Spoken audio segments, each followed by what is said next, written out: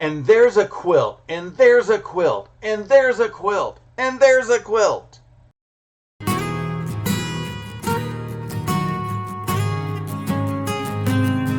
There were quilts everywhere, and it was like heaven. Hi, and welcome to Quilt Meets World, where we have adventures in piecing and joy. I'm Russ. Come on into my sewing room.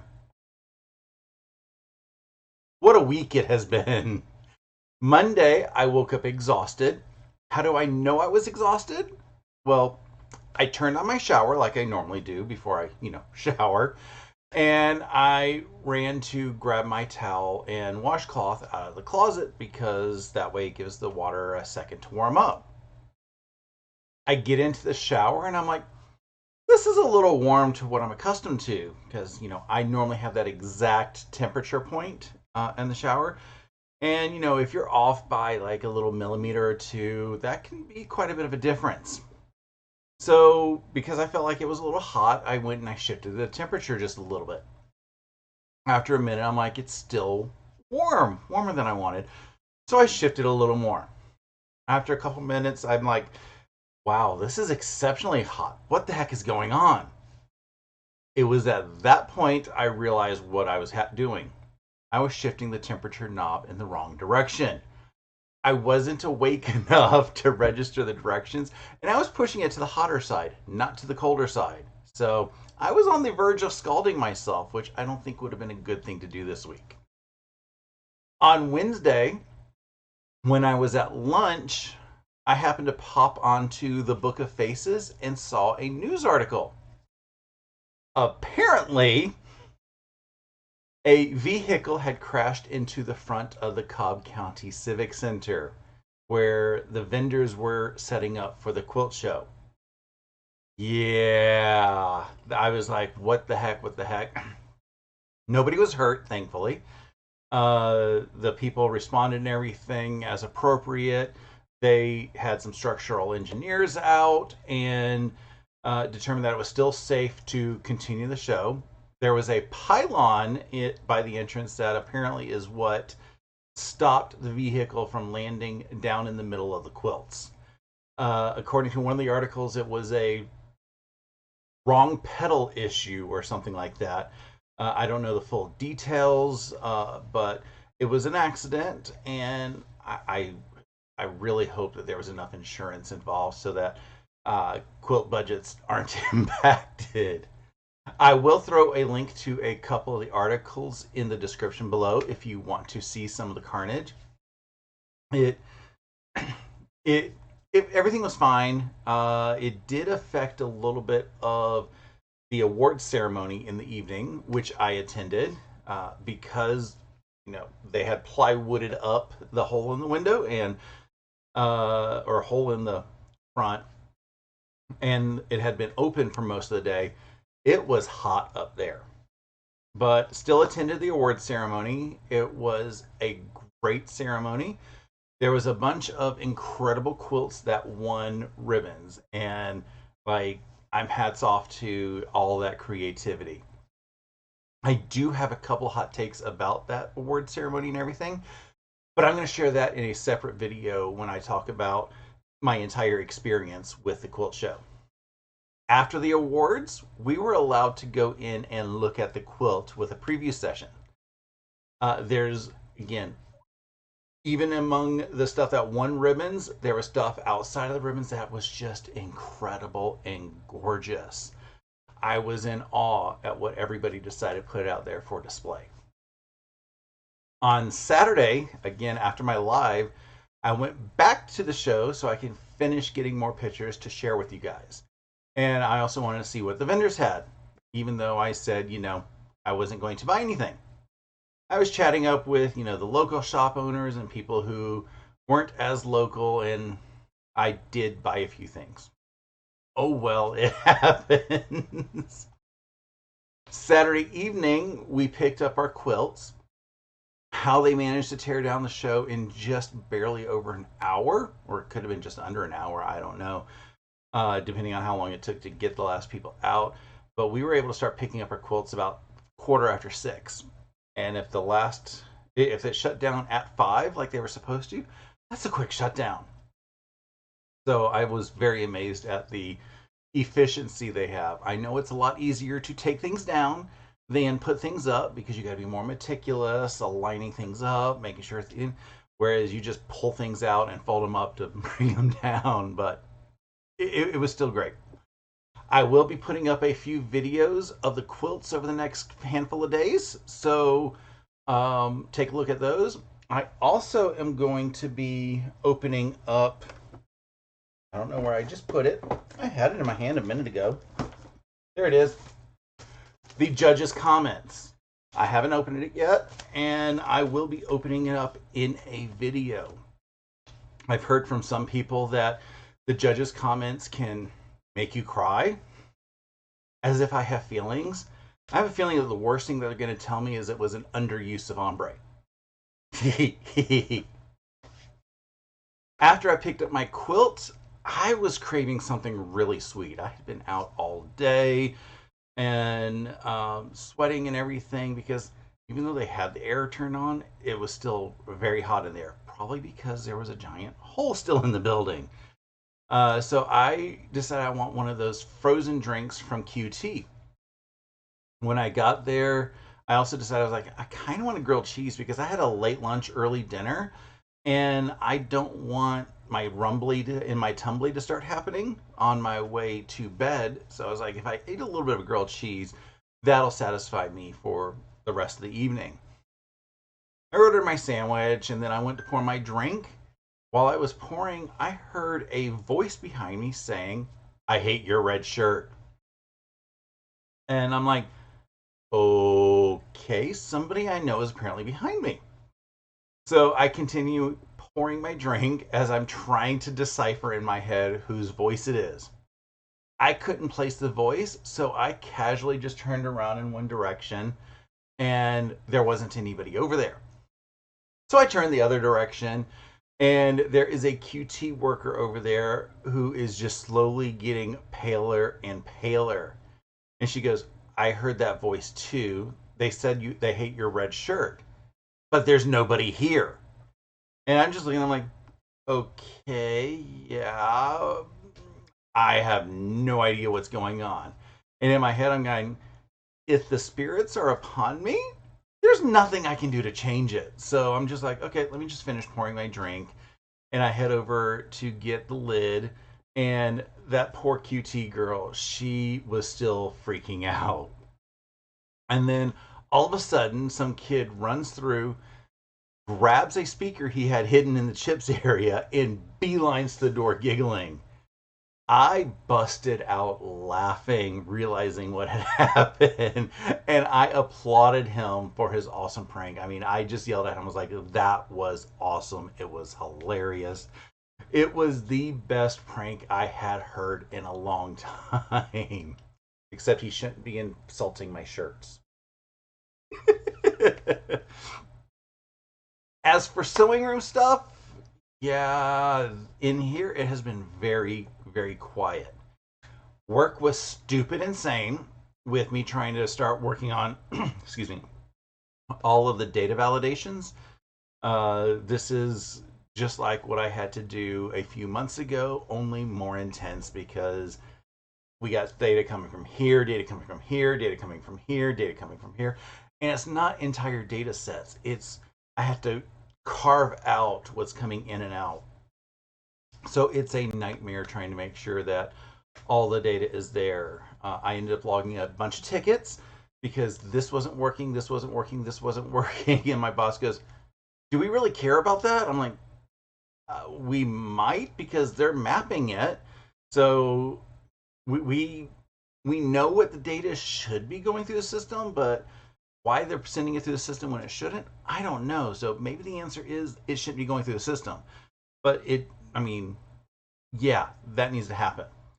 So with all that work that I did not have time to get in here except for I popped into Stephen and Stephanie's Zoom for a few minutes on Wednesday at my lunch, and I got the blocks trimmed that I sewed on last week's 11sies for the penny candy table runner. And that was basically it. I did get them laid out on Saturday morning before everything because I needed to make sure that everything was in a proper order and notation and make sure that I was happy with any directionality that was happening. So I got them all laid out. I had to repress seams on one block in order to get the point the other direction, but it was all good. And then I managed to get the entire table runner sewn up on my live. So the blocks were already snowballed. That was last week. So yesterday's was putting the blocks all together and sewing the borders. I actually sewed borders on live, which is very unusual for me because I'm a very meticulous person with my borders. But because the borders were already pre-measured and pre-cut for me, and they weren't huge borders, so I could manipulate them on the sewing machine and have that camera over here out to the side without any type of extra efforts. I figured it was fine for me to do those live. So I did give a few tips and tricks on what I do for borders in that live. So if you want to, go check it out to get all that juicy information.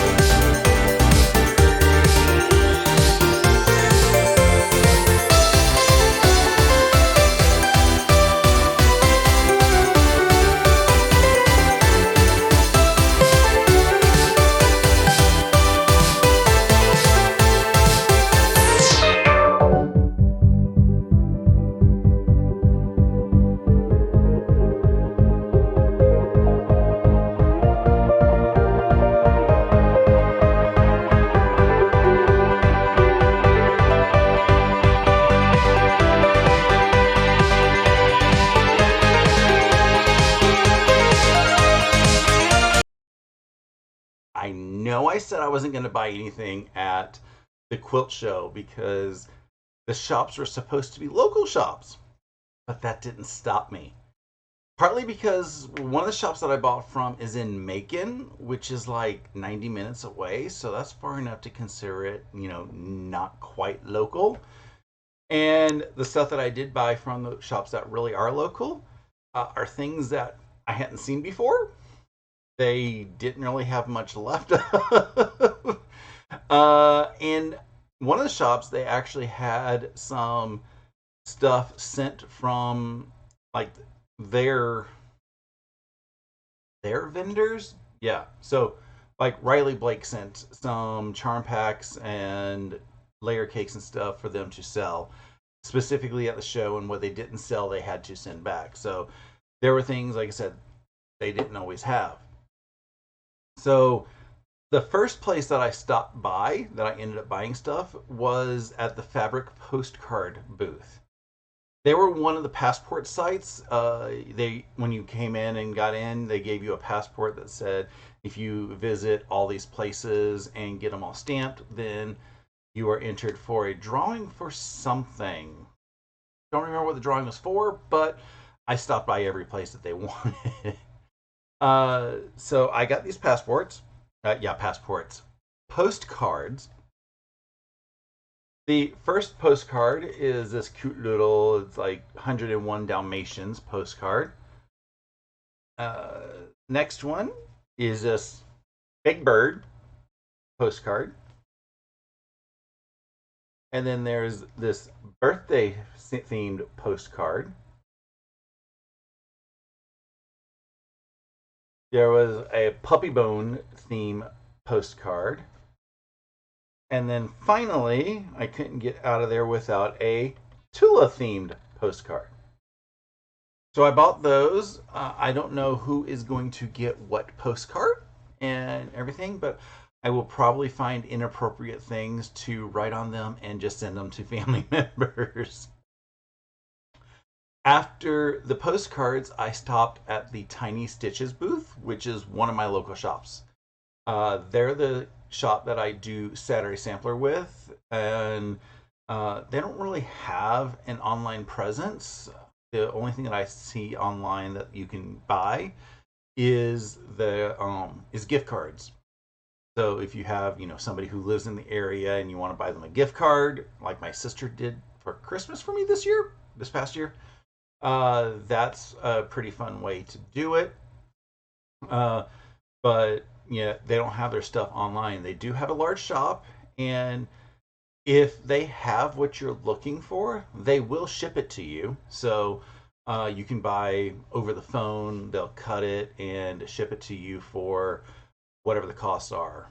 But because they're local to me, I go shop in person.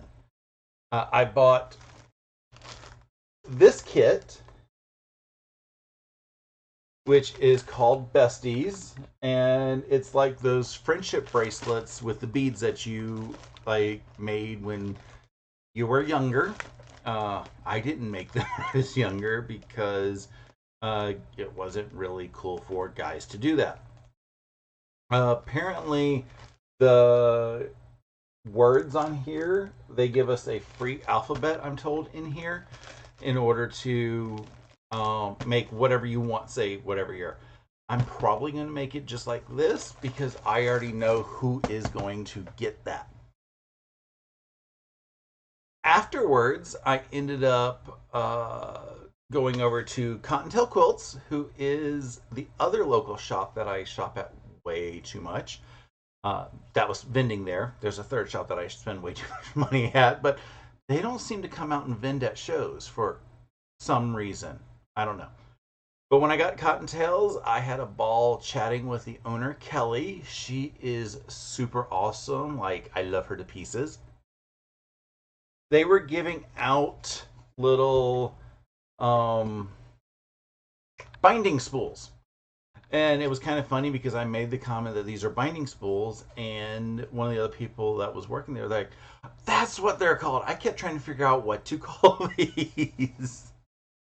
So I'm like, you can never have enough binding spools because I seem to have binding on one ready to go on a project and never have a chance to remember putting them all together. While I was chit-chatting, though, I saw this awesome Roar kit. And let me get in here so I can grab the pattern because it is a really fun pattern. Oh, let me pull it out because it's going to have a glare with the plastic. They had this on display. She was like, I think we have 2 left, and we were looking and she only had 1. So this is the pattern. And in the center is the T-Rex, and it's got a bunch of the prints from the Roar line around it.